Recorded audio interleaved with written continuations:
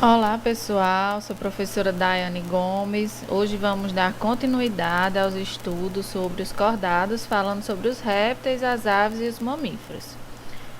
Os répteis, eles formam uma classe incluída na superclasse dos tetrápodes, que abrange cerca de 7.000 espécies. Eles surgiram há cerca de 300 milhões de anos e provavelmente evoluíram dos anfíbios.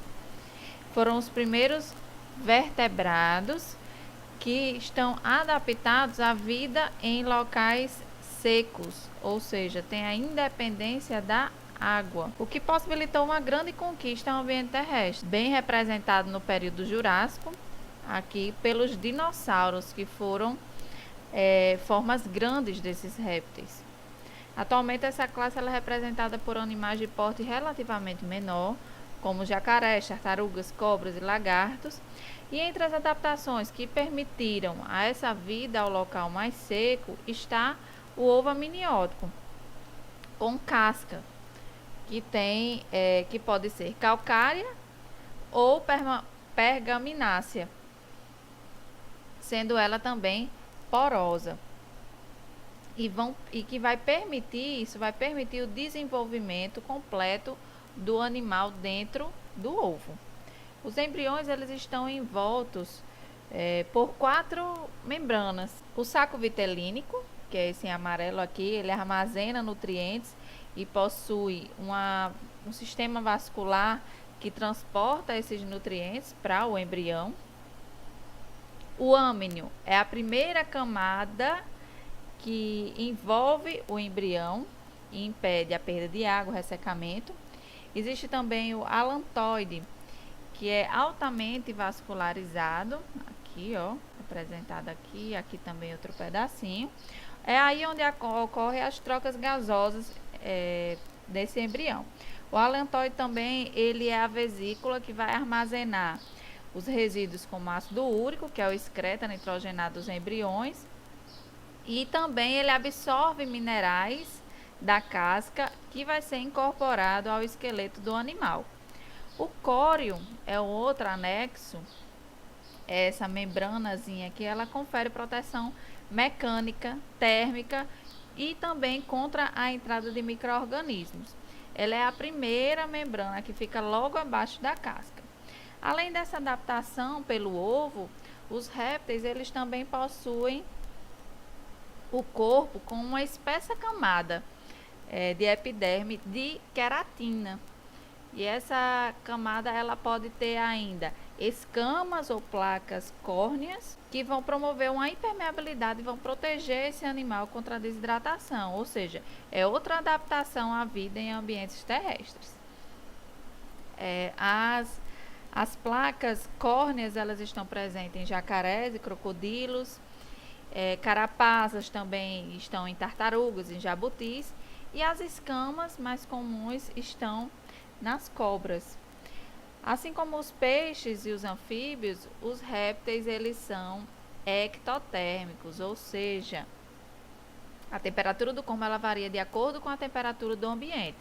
Por isso, não estranhe se você encontrar um lagarto, por exemplo, tomando banho de sol.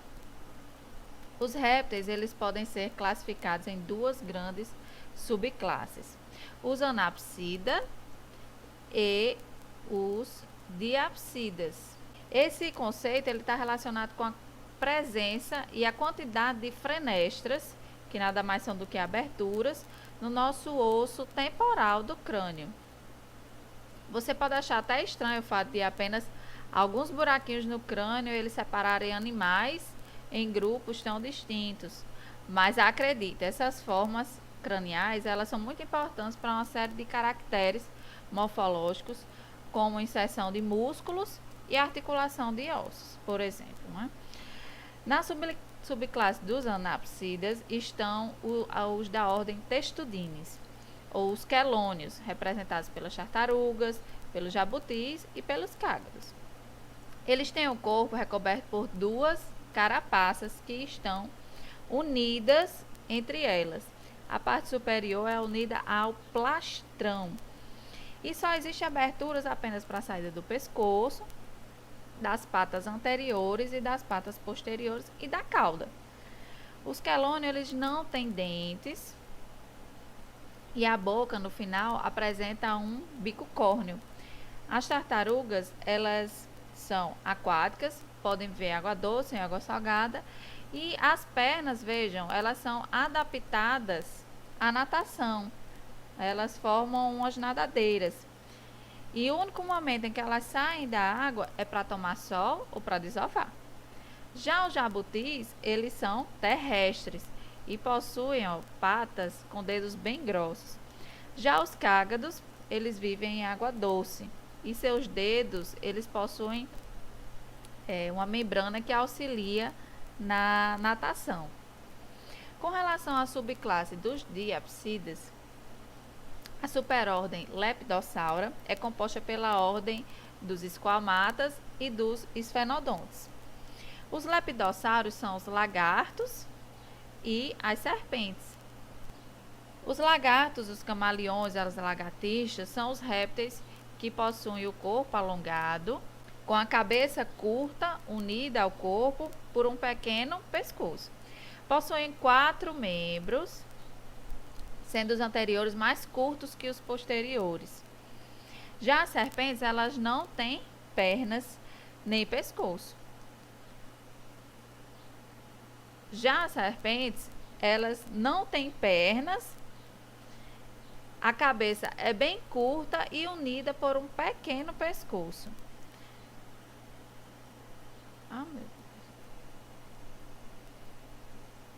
Já as serpentes, elas não têm pernas e, em sua maioria, possuem glândulas que fabricam veneno.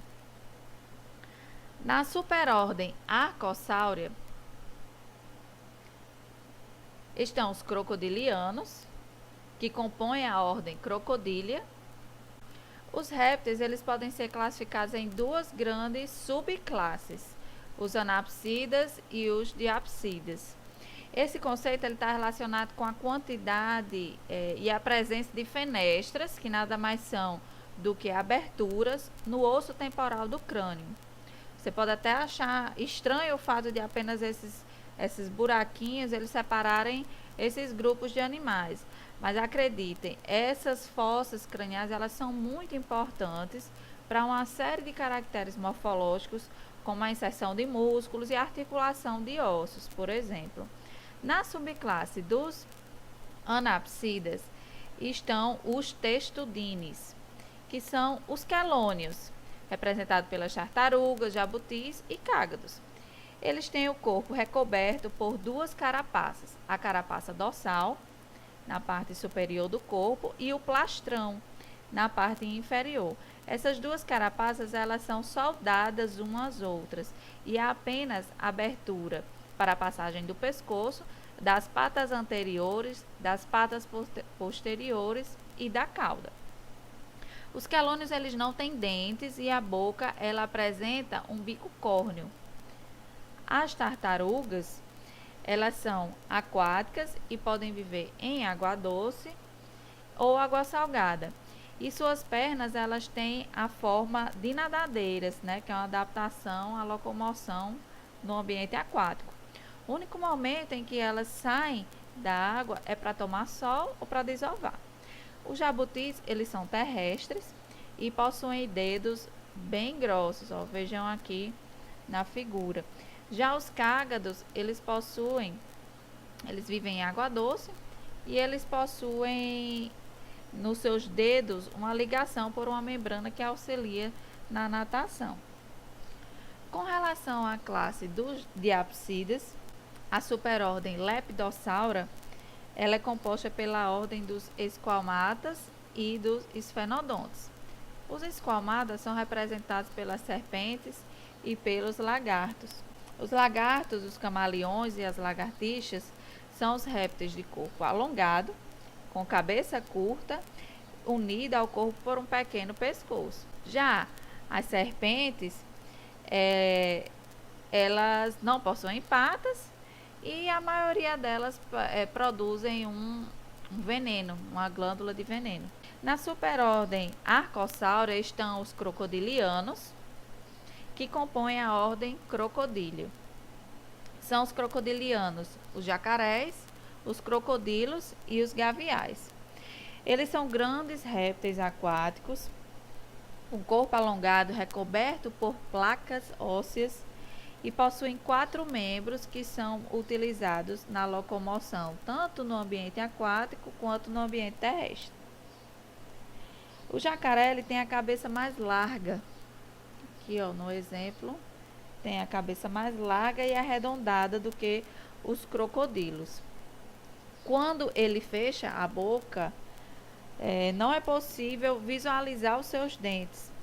Já o crocodilo, quando ele está tem o focinho mais estreito, a cabeça mais estreita, e mesmo com a boca fechada, ó, aqui, é possível a visualização dos seus dentes. Os jacarés e crocodilos, eles habitam regiões tropicais, geralmente às margens dos rios. Aqui no Brasil só existe jacaré e eles são encontrados na região amazônica e do Pantanal Mato Grossense. Já os gaviais, eles são os crocodilianos mais excêntricos, digamos assim. Eles têm o focinho mais afinado, com uma protuberância na extremidade. É encontrado nos rios da Índia e do Paquistão, por exemplo. O coração da maioria dos répteis apresenta 2 átrios e 2 ventrículos que são parcialmente divididos. Aqui as tartarugas, as cobras e os lagartos apresentam esse padrão. Nos ventrículos, então, vai acontecer a mistura do sangue rico em oxigênio com o sangue rico em gás carbônico, que é o CO2. Mas nos répteis crocodilianos, que são os crocodilos, os jacarés e os gaviais, os 2 ventrículos eles estão completamente separados um do outro. Só que o sangue rico em CO2 e oxigênio, ele vai se misturar mesmo assim fora do coração. Sobre a respiração, ela é pulmonar e os seus pulmões eles já são mais desenvolvidos que os dos anfíbios, apresentando várias dobrazinhas internas que vai aumentar a sua capacidade respiratória. Além disso, a grande quantidade de queratina que eles possuem na pele, ela impossibilita a aquisição de gás oxigênio pela forma cutânea, como os anfíbios fazem. Interessante é que até mesmo a excreção dos répteis, ela está adaptada à perda mínima de água pelo organismo. O excreto nitrogenado vai ser o ácido úrico, que ele é insolúvel em água e também não apresenta toxicidade, e ele vai ser liberado juntamente com as fezes, formando uma pasta semissólida. Os répteis eles possuem órgãos dos sentidos que lhes permitem, por exemplo, sentir o gosto e o cheiro das coisas.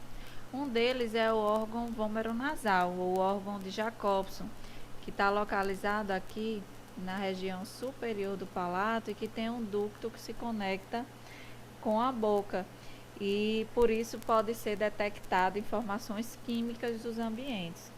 Esse órgão ele é mais desenvolvido nos esquamatas e os crocodilianos e quelônios não possuem.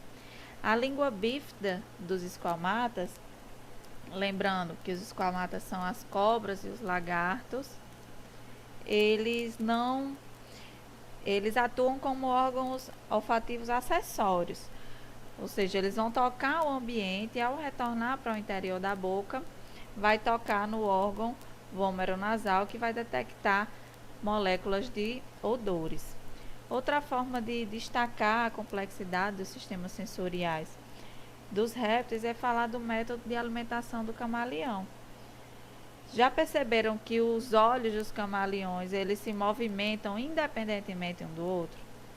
Pois então, cada olho ele tem um campo de visão diferente. Realmente, inicialmente, o cérebro ele mantém essas imagens separadas, mas quando o inseto ele é visualizado, os 2 olhos eles convergem para a presa. Então, a visão binocular ela vai permitir essa percepção de profundidade para determinar se a presa se encontra ou não ao alcance da sua língua. Falando aqui em olhos, um detalhe é que as serpentes, elas não possuem pálpebras. Por isso, elas nunca vão piscar os olhos. Vejam aqui na tirinha, ela se garantindo na brincadeira do quem pisca primeiro aqui com o lagarto. As pálpebras, elas estão presentes nos crocodilianos e nos outros esquamatas. Além disso, elas possuem aqui, uma membrana nictitante, que seria chamado por alguns de uma terceira pálpebra. Elas vão auxiliar na proteção e, junto com as glândulas lacrimais, elas evitam o ressecamento dos olhos deles fora da água. Por último, uma estrutura que está aqui existente entre os olhos aqui e as narinas das cobras peçonhentas é a fossa loreal. Ela possibilita que a cobra ela perceba a presença de outros animais pelo calor que é emitido pelo corpo deles. Com relação à reprodução, retomamos ao elemento-chave para a adaptação desses animais ao ambiente terrestre, que é uma fecundação interna, com desenvolvimento direto e com a presença de ovos com casca. Então, revisando, o ovo ele é rico em vitelo, que vai nutrir o embrião, e na casca existem poros que permitem a entrada de oxigênio e a saída de gás carbônico, ou seja, essa troca de gases. Mas existem também cobras em que os ovos elas ficam retidas no embrião em um canal no corpo da fêmea enquanto se desenvolve. Quando os ovos saem do corpo da fêmea, os filhotes já estão formados. Então a casca desses ovos ela não é muito grossa, como uma membrana, e que permite a saída dos filhotes logo após a postura. Aqui a gente tem um acasalamento do lagarto representando a fecundação interna, o ovo representando aqui esse elemento chave para a adaptação desses animais, e o nascimento de um lagarto sem fases larvais, caracterizando um desenvolvimento direto.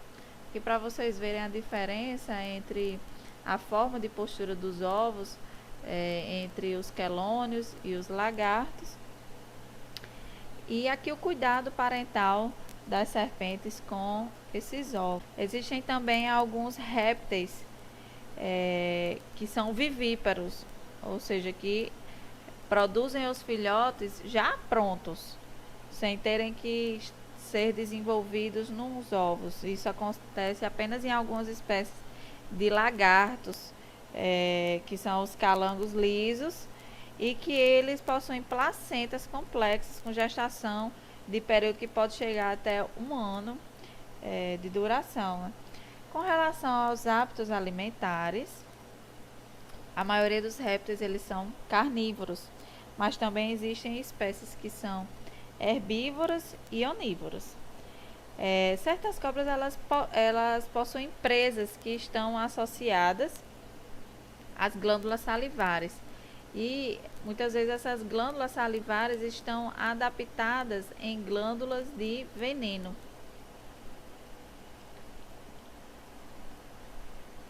E no momento da picada, o veneno ele escoa por esse canal, aqui o veneno armazenado. No momento da picada, esse veneno escoa por um canal que vai ser inoculado pela presa. A presença dessas presas, então, ela vai caracterizar o que a gente chama de cobras peçonhentas. Se eles não possuírem os dentes inoculadores, mesmo tendo glândulas de veneno na boca, elas são conhecidas como venenosas, mas não são peçonhentas. Entre as cobras brasileiras que não são peçonhentas, ou seja, aquelas que não possuem presas, aqui como exemplo das áglifas, são as jiboias, que matam suas presas por constricção, ou seja, elas evitam que a presa respire, que ela se enrolando num galho, e vai causar a morte dessa presa por asfixia. As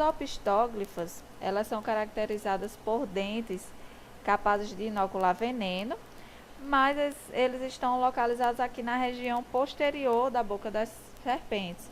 Por isso, apesar de possuírem a presa inoculadora de veneno, dificilmente esse tipo de dentição ela consegue injetar o veneno durante uma mordida. Entre as espécies que fazem parte desse grupo, podemos citar as cobras cipós e algumas cobras falsa-corais. Você deve estar pensando, como é que eu vou distinguir então uma coral verdadeira de uma falsa coral? Bem, a falsa coral, coloquei até aqui a dica no nome, ela se distingue não só pelo padrão de dentição, já que as corais verdadeiras elas são proteróglifas, possuem aqui a presa anterior, mas elas também se distinguem pelo padrão de coloração. A falsa coral ela pode ter um padrão de linhas pretas que se comunica com as linhas vermelhas. Isso aqui não vai acontecer com as corais verdadeiras, que sempre são separadas, o vermelho do preto, com uma linhazinha branca ou amarela. Por fim, vejam aqui no detalhe essa separação entre o padrão de coloração da coral verdadeira e da coral e da falsa coral. Por fim, vamos ver então aqui essa dentição solenóglifa, que também se caracteriza pela presença de dentes inoculadores na região anterior da boca, e um representante é a cascavel, um outro representante é a cascavel, que possui um veneno bem poderoso,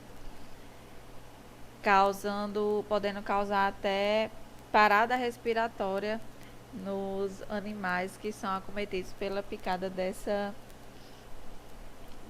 cobra. Existem várias pesquisas que procuram aproveitar esse grande potencial dos venenos das cobras para os benefícios dos homens. Outros répteis, como as iguanas, por exemplo, eles são largamente comercializados na América Central para o consumo, por supostamente apresentar propriedades medicinais.